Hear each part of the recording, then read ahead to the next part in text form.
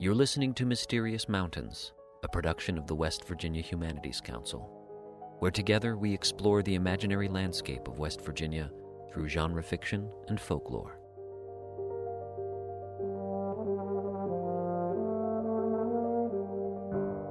To learn for the first time who Romani people really are and what our real history is. Holocaust, slavery, all kinds of horrible things have happened over the past centuries. That's kind of gloomy. The literary gypsy is fascinating. Everybody wants to be a gypsy because you're free. You don't have to abide by rules. Gypsyitis is a Walt Disney creation of where we're fancy free and love to run among the daisies. And this really hurts because it's not serious. And if we are not taken seriously, then the problems we're dealing with will never be taken seriously. My guest this episode is Dr. Ian Hancock, one of the world's most prolific Romani scholars, and he's here to dispel some of the myths about gypsy culture and history, particularly how the Romani are represented in literature and film. But first, the mystery. West Virginia Humanities Council presents Uncle Abner by Melville Davisson Post. An Act of God, read by Eric Wagoner. It was the last day of the county fair, and I stood beside my Uncle Abner on the edge of the crowd, watching the performance of a mountebank. On a raised platform, before a little house on wheels, stood a girl dressed like a gypsy, with her arms extended, while an old man out in the crowd, standing on a chair, was throwing great knives that hemmed her in with a steel hedge. The girl was very young, scarcely more than a child, and the man was old, but he was hale and powerful. He wore wooden shoes, travel-worn purple velvet trousers, a red sash, and a white blouse of a shirt open at the throat. I was watching the man, whose marvelous skill fascinated me. He seemed to be looking always at the crowd of faces that passed between him and the wagon, and yet the great knife fell to a hair on the target, grazing the body of the girl. But while the old man with his sheaf of knives held my attention, it was the girl that Abner looked at. He stood, studying her face, with a strange, rapt attention.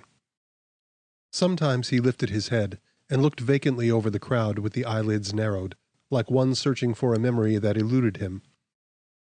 Then he came back to the face, in its cluster of dark ringlets, framed in knives that stood quivering in the poplar board. It was thus that my father found us when he came up. "Have you noticed Blackford about?" he said. "I want to see him." "No," replied Abner, "but he should be here, I think. He is at every frolic." "I sent him the money for his cattle last night," my father went on, "and I wish to know if he got it." Abner turned upon him at that. "You will always take a chance with that scoundrel, Rufus," he said, "and some day you will be robbed. His lands are covered with the deed of trust." "Well," replied my father with his hearty laugh, "I shall not be robbed this time. I have Blackford's request over his signature for the money, with the statement that the letter is to be evidence of its payment." And he took an envelope out of his pocket and handed it to Abner. My uncle read the letter to the end, and then his great fingers tightened on the sheet, and he read it carefully again, and yet again, with his eyes narrowed and his jaw protruding. Finally he looked my father in the face. "Blackford did not write this letter," he said. "Not write it!" my father cried. "Why, man, I know the deaf-mute's writing like a book. I know every line and slant of his letters and every crook and twist of his signature." But my uncle shook his head. My father was annoyed. "Nonsense," he said. "I can call 100 men on these fairgrounds who will swear that Blackford made every stroke of the pen in that letter, even against his denial, and though he bring Moses and the prophets to support him." Abner looked my father steadily in the face. "That is true, Rufus," he said. "The thing is perfect. There is no letter or line or stroke or twist of the pen that varies from Blackford's hand, and every grazer in the hills, to a man, will swear upon the Bible that he wrote it. Blackford himself cannot tell this writing from his own, nor can any other living man, and yet the deaf-mute did not write it." "Well," said my father, "yonder is Blackford now. We will ask him." But they never did. I saw the tall deaf-mute swagger up and enter the crowd before the mountebank's wagon. And then a thing happened. The chair upon which the old man stood broke under him. He fell, and the great knife in his hand swerved downward and went through the deaf-mute's body as though it were a cheese. The man was dead when we picked him up. The knife blade stood out between his shoulders, and the haft was jammed against his bloody coat.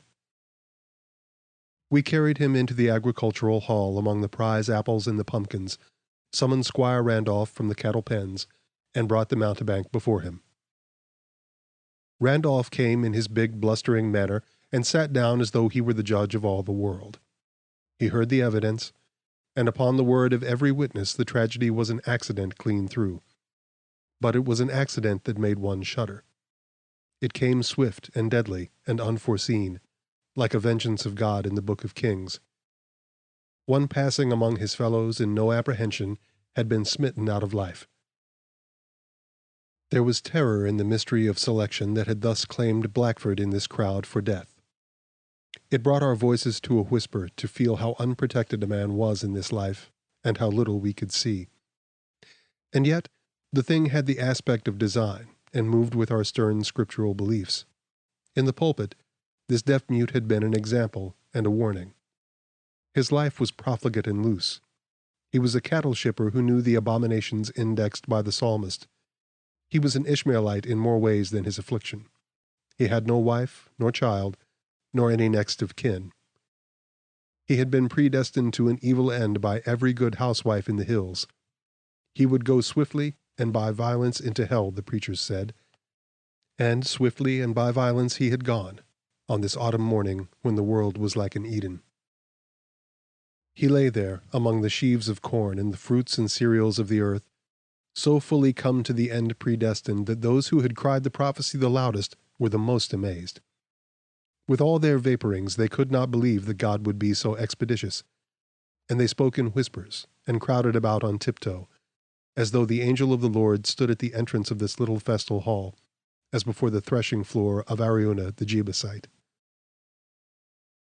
Randolph could do nothing but find the thing an accident and let the old man go.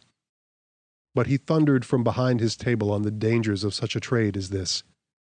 And all the time the mountebank stood stupidly before him like a man dazed, and the little girl wept and clung to the big peasant's hand. Randolph pointed to the girl, and told the old man that he would kill her some day, and with the gestures and authority of omnipotence forbade his trade. The old mountebank promised to cast his knives into the river and get at something else. Randolph spoke upon the law of accidents sententiously for some 30 minutes, quoted Lord Blackstone and Mr. Chitty, called the thing an act of God, within a certain definition of the law, and rose. My Uncle Abner had been standing near the door, looking on with a grave, undecipherable face. He had gone through the crowd to the chair when the old man fell, had drawn the knife out of Blackford's body, but he had not helped to carry him in, and he had remained by the door, his big shoulders towering above the audience. Randolph stopped beside him as he went out, took a pinch of snuff, and trumpeted in his big, many-colored handkerchief. "Ah, Abner," he said, "do you concur in my decision?" "You called the thing an act of God," replied Abner, "and I concur in that." "And so it is," said Randolph with judicial pomp. "The writers on the law, in their disquisitions upon torts, include within that term those inscrutable injuries that no human intelligence can foresee, for instance, floods, earthquakes, and tornadoes." "Now that is very stupid in the writers on the law," replied Abner. "I should call such injuries acts of the devil. It would not occur to me to believe that God would use the agency of the elements in order to injure the innocent." "Well," said Randolph, "the writers upon the law have not been theologians, although Mr. Greenleaf was devout, and Chitty with a proper reverence, and my Lords Coke and Blackstone and Sir Matthew Hale in respectable submission to the established church. They have grouped and catalogued injuries with delicate and nice distinctions with respect to their being actionable at law, and they found certain injuries to be acts of God, but I do not read that they found any injury to be an act of the devil. The law does not recognize the sovereignty and dominion of the devil." "Then," replied Abner, "with great fitness is the law represented blindfold. I have not entered any jurisdiction where his writs have failed to run." There was a smile about the door that would have broken into laughter, but for the dead man inside. Randolph blustered, consulted his snuff-box, and turned the conversation into a neighboring channel. "Do you think, Abner," he said, "that this old showman will give up his dangerous practice, as he promised me?" "Yes," replied Abner, "he will give it up, but not because he promised you." And he walked away to my father, took him by the arm, and led him aside. "Rufus," he said, "I have learned something. Your receipt is valid." "Of course it is valid," replied my father. "It is in Blackford's hand." "Well," said Abner, "he cannot come back to deny it, and I will not be a witness for him." "What do you mean, Abner?" my father said. "You say that Blackford did not write this letter, and now you say that it is valid." "I mean," replied Abner, "that when the one entitled to a debt receives it, that is enough." Then he walked away into the crowd, his head lifted, and his fingers locked behind his massive back. The county fair dosed that evening in much gossip and many idle comments on Blackford's end. The chimney-corner lawyers, riding out with the homing crowd, vapored upon Mr. Jefferson's statute of descents, and how Blackford's property would escheat to the state, since there was no next of kin, and were met with the information that his lands and his cattle would precisely pay his debts, with an eagle or two beyond for a coffin. And, after the manner of lawyers, were not silenced, but laid down what the law would be if only the facts were agreeable to their premise. And the prophets, sitting in their wagons, assembled their witnesses, and established the dates at which they had been prophetically delivered. Evening descended, and the fairgrounds were mostly deserted. Those who lived at no great distance had moved their livestock with the crowd, and had given up their pens and stalls. But my father, who always brought a drove of prize cattle to these fairs, gave orders that we should remain until the morning. The distance home was too great, and the roads were filled. My father's cattle were no less sacred than the bulls of Egypt, and not to be crowded by a wagon wheel or ridden into by a shouting drunkard. The night fell. There was no moon, but the earth was not in darkness. The sky was clear and sown with stars like a seeded field. I did not go to bed in the cattle stall filled with clover hay under a hand-woven blanket, as I was intended to do. A youngster of a certain age is a sort of jackal, and loves nothing in this world so much as to prowl over the ground where a crowd of people has encamped. Besides, I wished to know what had become of the old mountebank, and it was a thing I soon discovered. His wagon stood on the edge of the ground among the trees near the river, with the door closed. His horse, tethered to a wheel, was nosing an armful of hay. The light of the stars filtered through the tree-tops, filled the wheels with shadows, and threw one side of the wagon into the blackness of the pit. I went down to the fringe of trees. There I sat squatted on the earth until I heard a footstep, and saw my Uncle Abner coming toward the wagon. He walked as I had seen him walking in the crowd, his hands behind him, and his face lifted, as though he considered something that perplexed him. He came to the steps, knocked with his clenched hand on the door, and, when a voice replied, entered. Curiosity overcame me.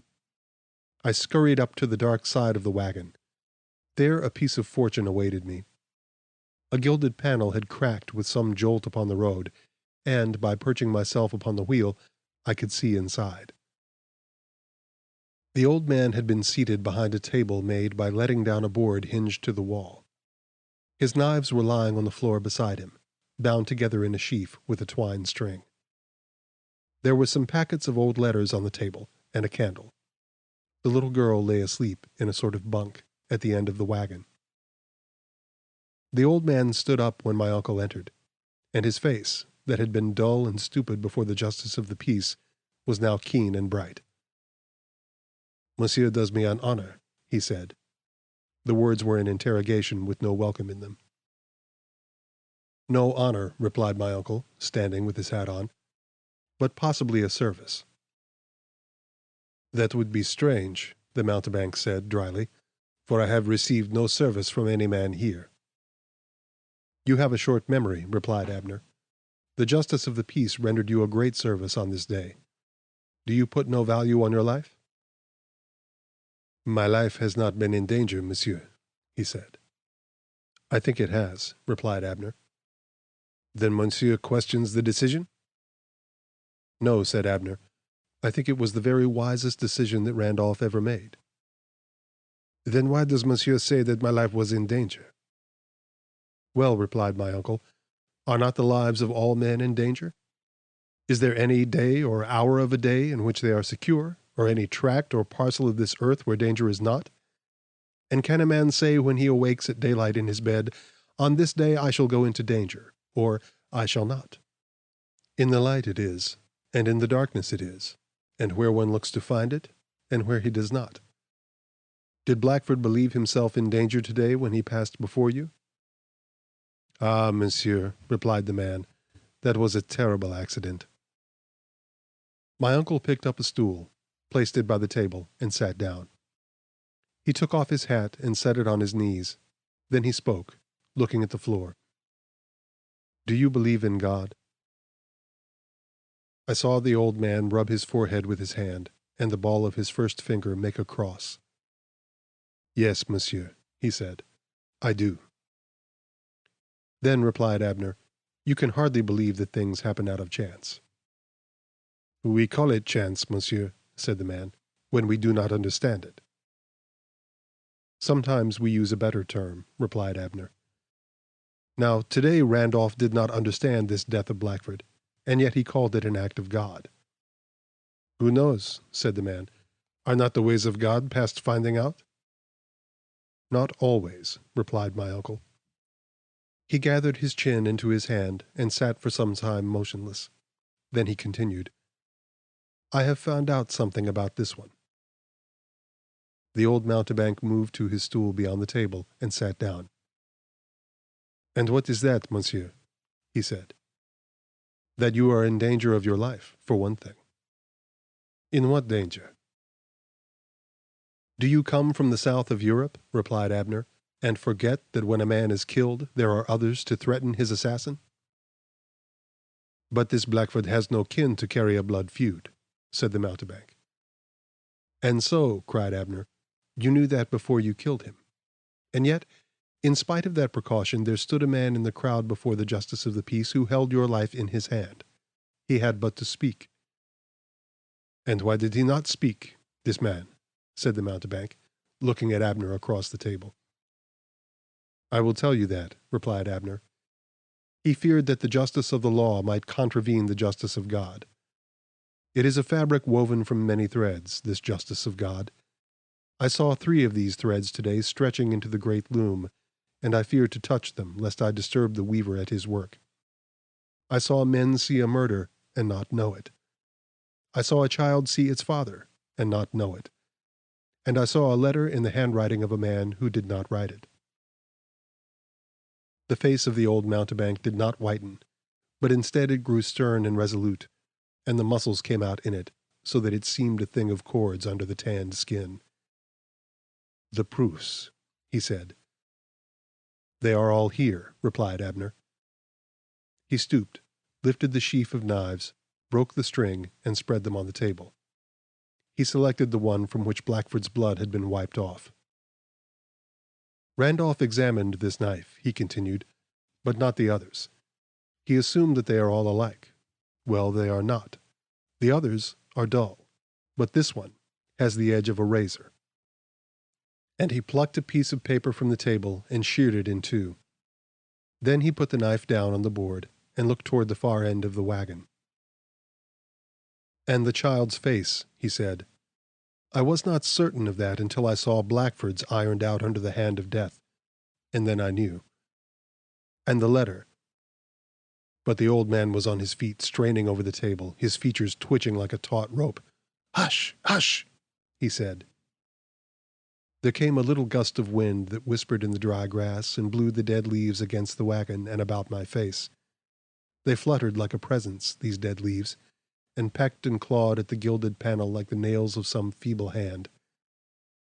I began to be assailed with fear as I sat there alone in the darkness, looking in upon this tragedy. My Uncle Abner sat down, and the old man remained with the palms of his hands pressed against the table. Finally he spoke. "Monsieur," he said, "shall a man lead another into hell and escape the pit himself? Yes, she is his daughter, and her mother was mine, and I have killed him."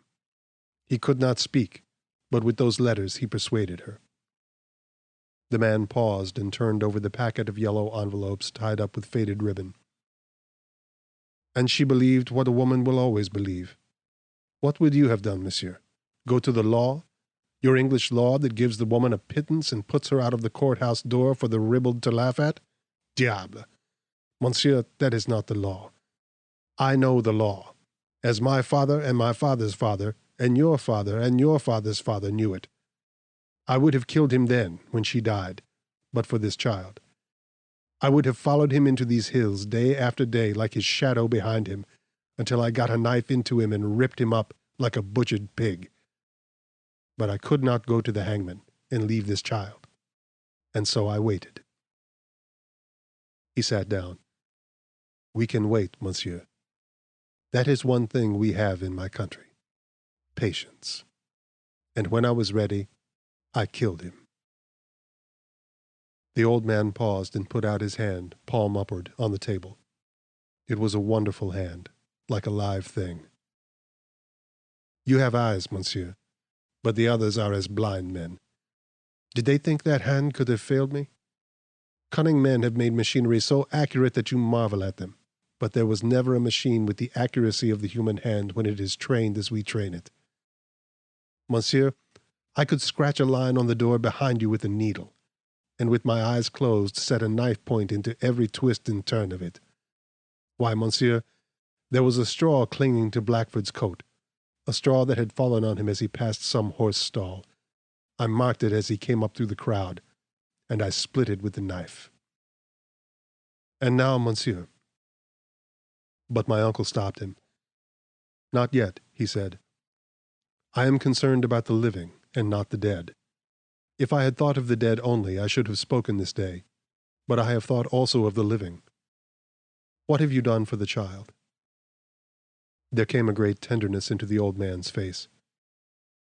"I have brought it up in love," he said, "and in honor, and I have got its inheritance for it." He stopped and indicated the pack of letters. "I was about to burn these when you came in, monsieur, for they have served their purpose. I thought I might need to know Blackford's hand, and I set out to learn it. Not in a day, monsieur, nor a week, like your common forger, and with an untried hand, but in a year, and years, with a hand that obeys me. I went over and over every letter of every word until I could write the man's hand. Not an imitation of it, monsieur, not that, but the very hand itself. The very hand that Blackford writes with his own fingers.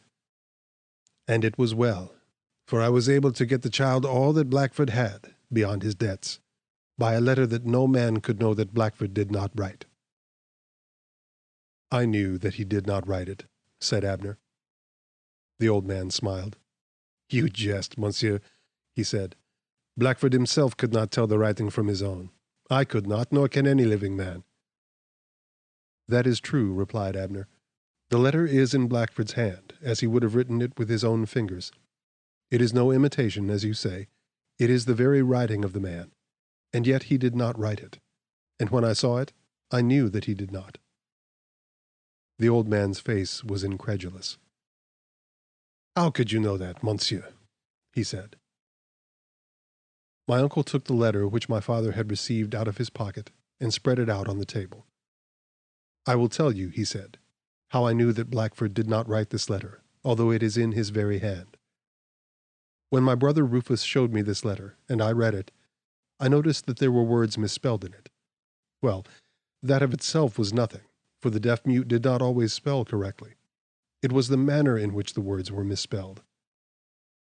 Under the old system, when a deaf-mute was taught to write, he was taught by the eye. Consequently, he writes words as he remembers them to look, and not as he remembers them to sound. His mistakes, then, are mistakes of the eye and not of the ear. And in this he differs from every man who can hear. For the man who can hear, when he is uncertain about the spelling of a word, spells it as it sounds, phonetically, using not a letter that looks like the correct one, but a letter that sounds like it, using S for C and O for U, a thing no deaf-mute would ever do in this world, because he does not know what letters sound like. Consequently, when I saw the words in this letter misspelled by sound, when I saw that the person who had written this letter remembered his word as a sound, and by the arrangement of the letters in it was endeavoring to indicate that sound, I knew he could hear. The old man did not reply, but he rose and stood before my uncle. He stood straight and fearless, his long white hair thrown back, his bronzed throat exposed, his face lifted, and his eyes calm and level, like some ancient druid among his sacred oak trees. And I crowded my face against the cracked panel, straining to hear what he would say. "Monsieur," he said, "I have not done an act of justice, not as men do it, but as the providence of God does it. With care and with patience I have accomplished every act, so that to the eyes of men it bore the relation and aspect of God's providence. And all who saw were content, but you. You have pried and ferreted behind these things, and now you must bear the obligations of your knowledge." He spread out his hands toward the sleeping girl. "Shall this child grow up to honor in ignorance, or in knowledge go down to hell? Shall she know what her mother was, and what her father was, and what I am, and be fouled by the knowledge of it? And shall she be stripped of her inheritance, and left not only outlawed, but paupered? And shall I go to the hangman, and she to the street? These are things for you to decide, since you would search out what was hidden and reveal what was covered. I leave it in your hands." "And I," replied Abner, rising, "leave it in God's."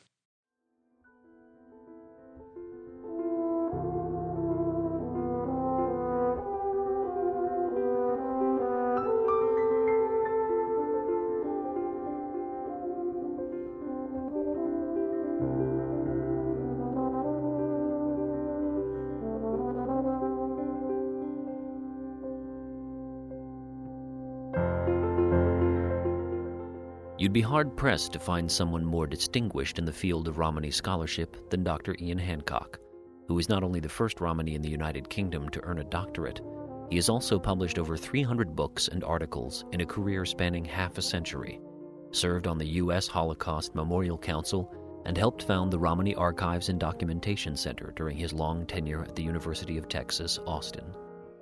In 2019, he was decorated with the Most Excellent Order of the British Empire by Queen Elizabeth II for his contributions to Romani studies and Creole linguistics. Since the character of the mountebank, who is central to the Uncle Abner story you just heard, is heavily implied by Post to be a gypsy, we thought it would be a good idea to talk to someone like Dr. Hancock about what that really means. Before our interview, he directed me to his book, We Are the Romani People, which is meant to be a broad introduction to the issues affecting Romani culture and history. I read it from cover to cover in a weekend and was blown away, not only by the wide range of topics in the book, but by the staggering amount of what I didn't know about Romani experience through the centuries. What follows is part of our conversation. Can you share with me your proudest achievement when it comes to working within the field of Romani history and culture? Two things I've worked towards. One, bringing a clearer understanding and acknowledgement of the Nazi genocide of Roma. And secondly, trying to present a truer picture of who we are and what we are, as opposed to the literary gypsy that most people are familiar with. But there's still a lot to be done in both of those areas. Yes, I can imagine. It certainly doesn't happen overnight. Just the other day, as a matter of fact, I was online and I saw someone's description of themselves in a social media profile as a wandering gypsy, and I thought certainly your text made me think of that in a whole new light about how you casually throw those terms around. You know, I was thumbing through a magazine just this morning, less than an hour ago, and there is an article entitled Gypsies, a Living Satire on Civilization. And I thought, would any other minority population be presented in that way, in that kind of language? So the struggle certainly is not over to dispel the Hollywood Gypsy identity. And you've spent a great deal of your career working with these problems. At what point did you decide this was something that you had to be writing about, something you had to be working toward? Well, as a child, I was in a Romani family, but I wasn't particularly knowledgeable about our real history. Actually, I didn't know much about it at all, or anything about the problems worldwide. Certainly, I was born in Britain, and there is a substantial prejudice there, but I was not aware of anything on a global scale. But then I read a short news item in a newspaper called the Evening Standard about a Romani family. The wife was going into labor, and the husband was trying to bring the trailer to a hospital. He had to pull over by the side of the road, but the police came. And this was back in, I guess, around 1968, when it was simply legal. If you were a Romani person in a trailer, you were supposed to settle on one of just 15 sites up and down the British Isles where you could stop permanently. But they took the children. I forget the details. I've written about it. But the thing is, it kind of woke me up to the very real situation. I lived in a house, but I thought, well, what if that was even a relative of mine? It really woke me up. And so I got a hold of the London telephone directory, and I found something called the National Gypsy Education Council. And they invited me to a meeting. It was in 1971. I got involved. Now, I have to give you a little background there because I was also fortunate in being admitted into London University's School of Oriental and African Studies, because by this time I lived in a rooming house where there were a lot of West African people living in the same building, and I would hang out with them, and I learned their language pretty well.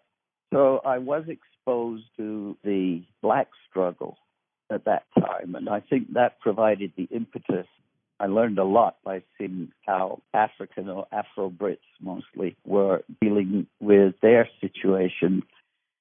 I was told by other Roma when I got my doctorate, you have an obligation, not a choice. You are educated, so few of us are educated. You have an obligation to join in the effort. I didn't really need any prompting, and that's how I got into it. And your background is in linguistics, correct? Yes. How has that informed your work moving forward? Although my degree is in African linguistic structures, my specialization was and is in languages of the African diaspora, which means restructured overseas black language. For example, Gullah on our East Coast. And the language that I learned to speak was a Creole language spoken in Sierra Leone. It's a diaspora language. It was brought over the Atlantic. Millions of people speak related languages, but Romani, my language, is also a diaspora language. And I became interested in a kind of academic way in how a population of a fair size, there are more of us in Europe than there are, say, Swedes or Norwegians, but we have no country, no government, no military, no industry, anything like that. Wherever we are, we don't really belong. And so we're pushed here and there, and it's this forced movement that has been transformed into the romantic wanderlust that we're supposed to have. That's not why we had to keep moving, believe me. So how does a population maintain its identity without that sort of stability? There are quite a lot of populations that are sort of rootless, at least physically. So that would be the bridge with my interest, the linguistic side of it, at least. And of course, you've written about this in quite a large number of texts, and a lot of them have this academic approach that you mentioned. And the book that you directed me to gain some background for our discussion is your text, We Are the Romani People, which is not written with that same academic approach. So what inspired you to take the non-academic approach to that particular book? First of all, almost every book on Romani people, usually advertised as books on gypsies, has been written by a non-Romani author. There are very few, although the number is growing now, but there are very few books written from the inside. They are almost entirely from outside observation, and a lot of them, perhaps most of them, are written by people who actually never met any Roma face to face. So I thought I should write one, but I should also direct it at teachers and journalists, because it's a short book, it's a simple book. It has questions at the end of each chapter that teachers could use, and I'm happy to say that it is used in some of the colleges now as a textbook for Romani studies courses. Something you point out early in the book is the proper pronunciation of Romani, similar to hominy in English. Right. Something that I noticed is that when I started to do online searches, even from very official dictionaries like Macmillan to Merriam-Webster, they yielded a wide variation of pronunciation on that word, from the way that you gave it, Romani, to Romani, to Romani. These were from fairly well-respected sources. So where can people go who are new to studying Romani culture? Where can they go online or elsewhere to find reliable information and not run into a lot of these misconceptions or mispronunciations in some cases? The pronunciation Romani is common, I think, because of an association with roaming around. Actually, when we use the word in the language itself, it doesn't sound like that either. But at least the stress is it's Romani, the way we say it, Romani. Okay. Also, the British spelling is with a Y at the end. The UN spelling, because we managed to get official in the UN and the EU and so on, and it's with an I. But the reason for the different pronunciations is probably because whoever suggested such a pronunciation has never heard the word spoken. And because if they have, there are some dialects. The Hungarian Romani dialect of the language puts the stress in the middle, Romani. Romani is the one most widely used, and it's probably advisable to use it because the word is thought to refer to Romanians. And that has actually been a bit of a problem with the U.S. Census, because Census Bureau analysts would see Romani, if Romani Americans have responded and they put Romani, that would get included in as Romanian. So before we go into detail about how the Romani people have been portrayed in literature and entertainment, I'd love to take a moment to talk about who the Romani people are, because there are so many myths when it comes to Romani history. And this is something you cover in detail in several of your books. But in sort of a short version, can you briefly describe what we do know at this point about the origins of the Romani people and their migration into the West? The history starts about 1,000 years ago, at a time when the leader of a very large Islamic empire, the Ghaznavid Empire, Muhammad of Ghazni, wanted to expand eastwards into India, out of what today would be Afghanistan. And the Indian response was to assemble troops in different places to resist the Ghaznavids, but they lost over about a quarter of a century and about 18 different raids. Almost every one of them was a victory for the Ghaznavids, which is why northwest India is Islamic now, Pakistan, Kashmir.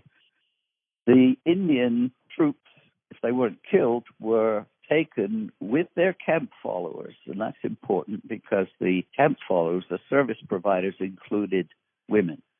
But the Ghaznavids were in turn defeated by the Seljuks, and the Seljuks, another Islamic empire, took them further west and defeated Armenia. Armenia is at the eastern end of Anatolia, which is where Turkey is.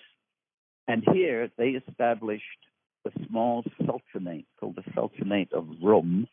And the Indians were still a mixed people, not a single ethnic or linguistic Indian people, but representing several who had come out of that military background.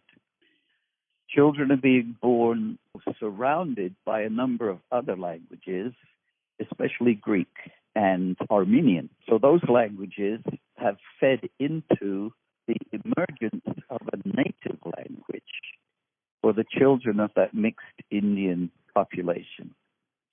Then as time goes by, the Muslims, this time the Ottoman Turks, are spreading their influence towards the west, and they take over the whole of Byzantium, which is Istanbul now. And a lot of the people who lived there who were not Muslims were pushed or fled up across into Europe. And this is when our ancestors entered the West. What's important and what we know now is that this did not happen overnight.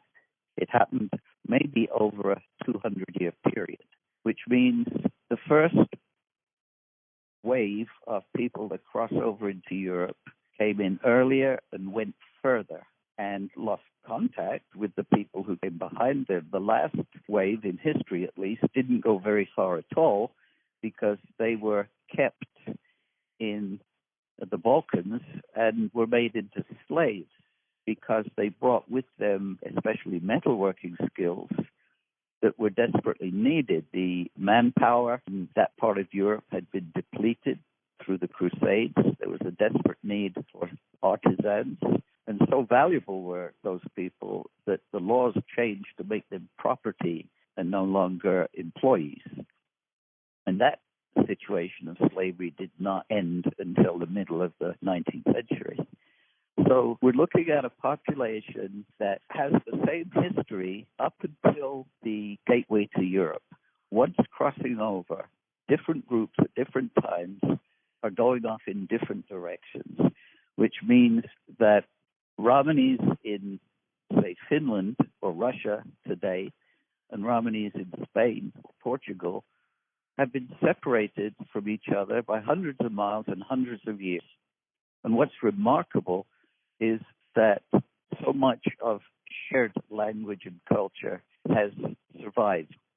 It's incredible how much of this sort of mythology has been built up about the Romani origins, how quote-unquote mysterious, and yet what you were able to tell me in just a few minutes contains so much historical specificity. Is there any major mystery that remains at this point about where Romani people and culture originate from, or have we pretty much figured this out? We've pretty much figured it out. DNA has helped a lot, but it's not just history and language, it's also the culture. And there are remnants of the caste system in conservative Romani culture, which places a social barrier between us and them, which would be Roma and non-Roma. And of course, when you do have cultural barriers, they're necessary in order to protect your identity, but they also create suspicion. And I usually when I give talks, I also draw a parallel with the Jewish experience, because Orthodox Jews have the same sort of barriers in place where you can't share food with outsiders, you can't marry outsiders, you can't put your kids next to their kids. And these are still very strongly there. But like I say, they feed into suspicion and antagonism. You must be hiding something. What are you up to? You're always moving around. You must be spies for the other side. That was very much an argument during the Balkan Wars, during the Nazi period. And what I just sent off to Greece a few days ago was an affidavit, if you like. The head of one of the Greek organizations came to visit me back in the 70s. And I got him to talk about his experience in the Nazi period. He was a 15-year-old. But he'd never talked about it. He started to cry. He was an elderly man. But he said we were being arrested because they said we were spies. We never stayed in one place. We must be eyeing for the other side. If you could boil down to a few sentences what Western culture tends to get so wrong about Romanis in fiction, what would you pinpoint those as? It is fantasizing. It is transferring wishes, I suppose. The romantic gypsy actually has a very real explanation. It came at a time when the Industrial Revolution changed the face of the land, especially in Western Europe, and created an underclass, a labor class. And you read the novels from that period describing the Victorian horrors, the London labor and the London poor, little kids being sent down coal mines and so on. And there emerged a kind of longing for a lost time, a pre-industrial, clean, rural agricultural time with shepherdesses and windmills and so on. And who represented that better than anyone else were the gypsies who lived outside on the land and were nature's children. And this also tied in with the growing concentration and emergence of racism and the superiority of certain human groups over other human groups because of colonization and European colonization of non-Western countries. And here were these dark-skinned aliens in desperate need of Christian salvation. So there was missionary activity even in Britain going out to look for gypsies to save them. But there was also this notion that so many of these gypsies appear to be mixed with white people. And of course, they're not the real gypsies anymore. The real gypsies live in horse-drawn wagons and play violins and steal chickens and babies. But the actual Romani population was unaware of this. They weren't in school. They couldn't read. A lot of us still can't read very well. And so this literary gypsy took on a life of its own, and that's where that comes from. Now, to relearn, not to relearn, but to learn for the first time who Romani people really are and what our real history is. Holocaust, slavery, all kinds of horrible things have happened over the past centuries. That's kind of gloomy. The literary gypsy is fascinating. Everybody wants to be a gypsy because you're free. You don't have to abide by rules. It's like the thing, I think it's in that book, Gypsyitis is a Walt Disney creation of where we're fancy free and love to run among the daisies. And this really hurts because it's not serious. And if we are not taken seriously, then the problems we're dealing with will never be taken seriously. So the literary gypsy is sort of this projection of all of these latent feelings from mechanization, industrialization, imperialism, just sort of this melting pot of Western psychological desires that gets projected onto a people wholesale, more or less. Yes. There's a place, I suppose, for Esmeralda. There's a place for Carmen. As long as we know who the real Romani people are. We watch movies about the mafia. There's dozens of movies about the mafia, gangsters, organized crime. But we also know about real Italians and what Italians have accomplished. So we can put the mafia image in its place. But we don't have that parallel in our case because people are not aware of what we've accomplished and who we really are and how we love our children and so on and so on. Incidentally, speaking of Esmeralda in Hunchback, she has been transformed into a Romani girl in Hollywood, in the cartoon. In fact, she was a white girl who was stolen by gypsies in the original story. And that is another sort of trope where girls who live in a gypsy camp turn out to not be gypsy girls after all, but non-gypsy girls who were stolen, which then allows the hero, the white hero, to marry her, rather than marrying her if she were, in fact, a Romani girl. One of the interesting things that caught my eye when I was reading with relationship to this Uncle Abner story that's the subject of this episode of the podcast, I was looking through and I'm encountering these literary stereotypes that are listed, and I'm thinking, well, that doesn't really fit the quote-unquote gypsy character as he's presented. Melville Davisson Post doesn't ever actually call him a gypsy, but he gives these sort of several clues. There's a lot of the standard tropes that you're describing. He travels in a wagon. He's a sort of a carnival entertainer, if you will, very skilled with knives, very proud wanderer. And I wasn't encountering any of the tropes that I thought would fit him until I hit upon the noble savage. And that's something I've always seen applied to Native Americans in literature, as written by Europeans and white Americans, Last of the Mohicans, that kind of thing. But I hadn't thought of it as something that would apply to Romani depictions in literature as well. So some of these things, when they come across, this character he's sympathetic in the Uncle Abner story. He's not presented as a villain, but he nevertheless fits this stereotypic mold. So why should those particular stereotypes, why do those need to still be resisted and debunked, even though they're somewhat favorable? They don't necessarily have to be debunked if they're not harmful. But again, it's about, will people be able to see it for what it is and not as a character representing the entire 12 or 13 million Romanis in the whole world, but just a character. And secondly, does a gypsy character in a story add to the story? Is it necessary that he be a Romani character?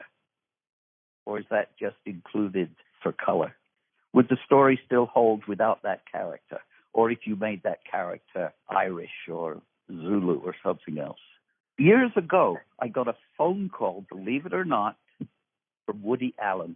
He was doing another film which he had put a gypsy character, and I'm using gypsy to mean that, not to mean Romani, but this fictionalized image. And I said, if your character were not a Romani person, not a gypsy, but say Swedish or something, would it change the story? And he said, no, I'll take it out. And he did. The character never appeared. That's a great litmus test for people who are considering putting such a character in their fiction. Kind of moving past the fiction and to the ways that this fiction does impact people in their real lives. Have you ever, in your personal experience, had an interaction where once someone learned your background, they made assumptions about you based on those stereotypes? Oh, for heaven's sake, yes. Absolutely.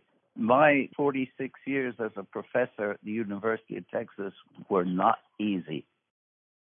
And my educated colleagues would make remarks.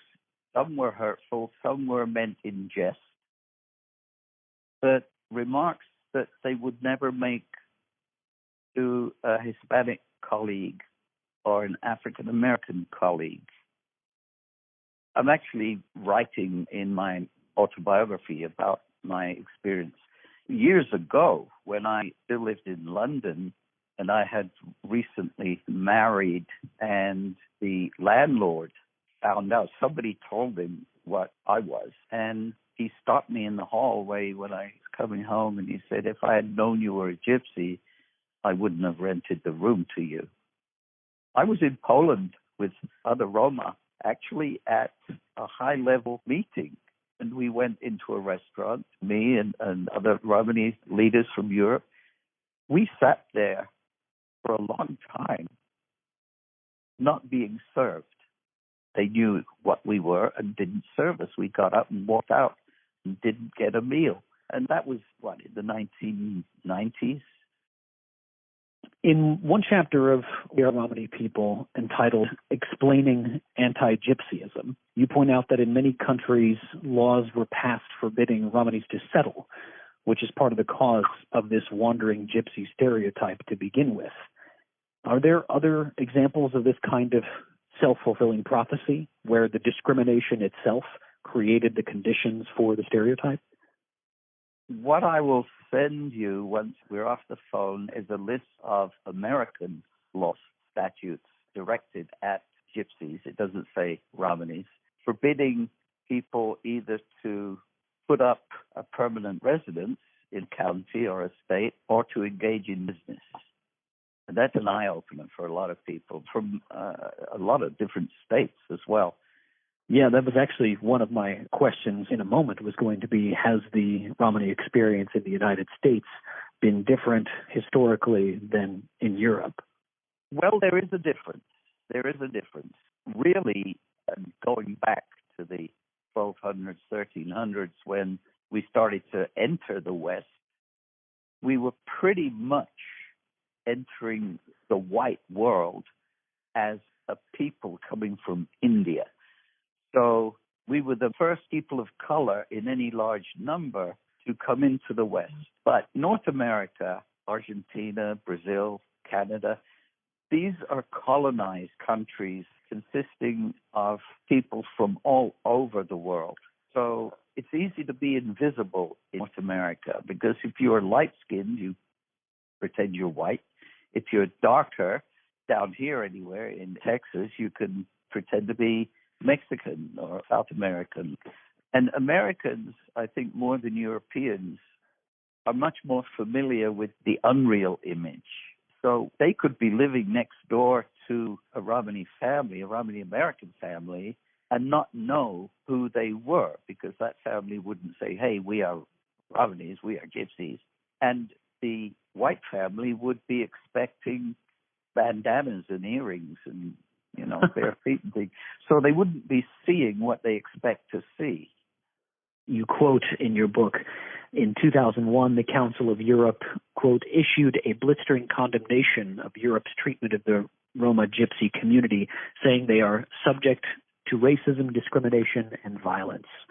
Has this situation changed at all in the last 2 decades since that quote was issued? It has not. It's just not really newsworthy now. Other things make the headlines.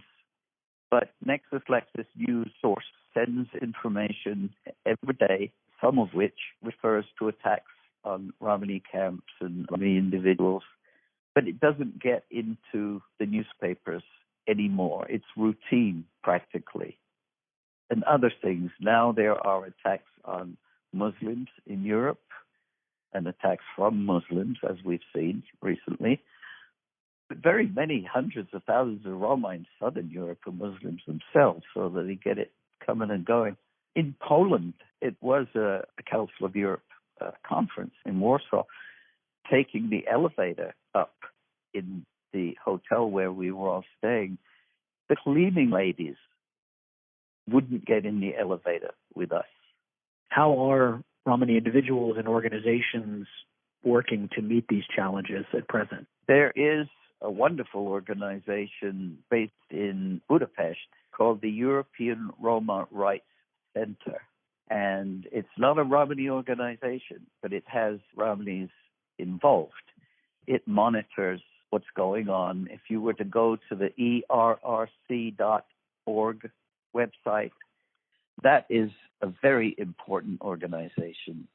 There are others. We now have a cultural archive based in Germany with the German government's backing, collecting testimonies and materials from all over. We have an online university.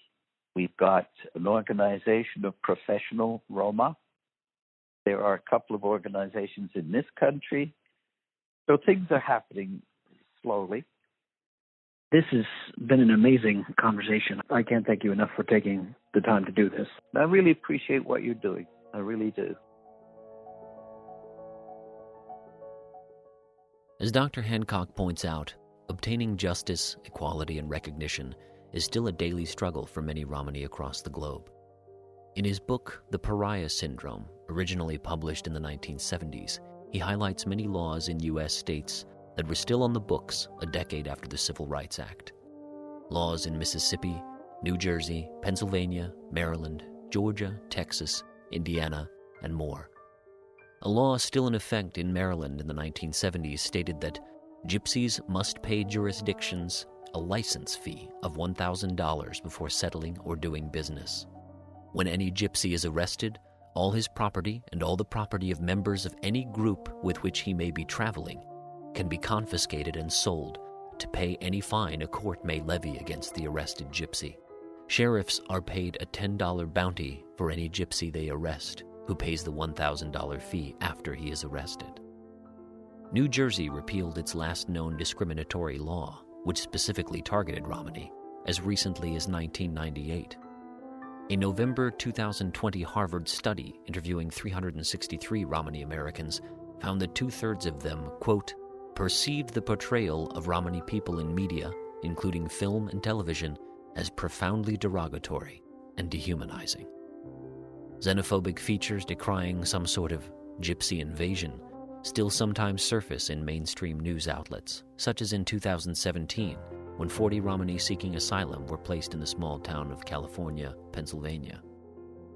The number of Romani out there advocating and educating is growing, however, and the information is increasingly out there to educate us on the rich tapestry of real Romani culture, not just the Esmeraldas and the Carmens, or Post's Mountebank, for that matter. It makes for a good mystery, but well, it's not real. Thank you again to Dr. Hancock for joining us.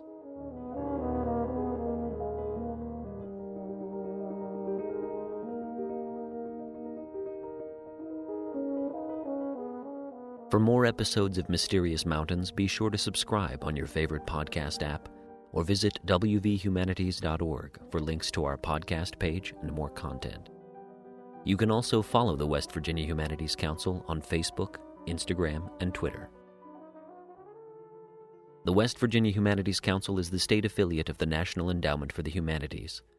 The Council is an independent, nonpartisan nonprofit supported by the NEH, the state of West Virginia, contributions from the private sector, and people like you. Its statewide mission is to support a vigorous educational program in the humanities across West Virginia. This audio production of Mysterious Mountains is copyright 2021 by the West Virginia Humanities Council. Our theme song is Appalachian Impressions Movement 2, A Train Through Snowy Thurmond by Matthew Jackford, used with permission.